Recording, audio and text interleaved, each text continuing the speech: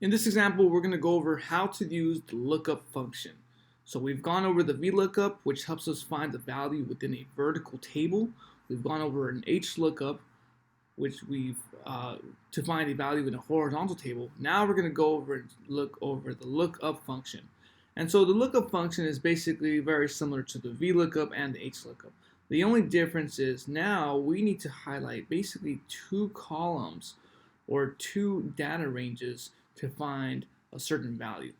So in this example, we're going to start off our formula by entering the equal sign. You want to go ahead and type in lookup because we want to look up a certain value.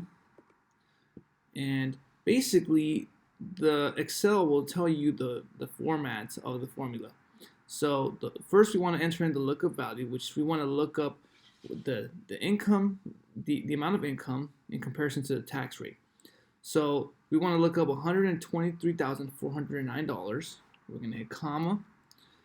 And now we want to go ahead and highlight the data range.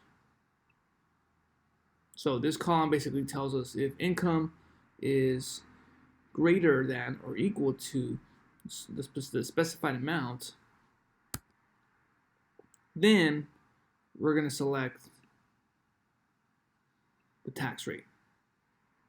And that should complete our formula. I'm going to go ahead and click tab, and we get 36%. So again, if income is greater than or equal to 58,505.02, which is our income, then our tax rate is 36. And that's basically what the formula is saying. Is the lookup is saying,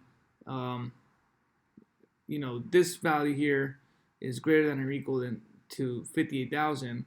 And the tax rate is 36%.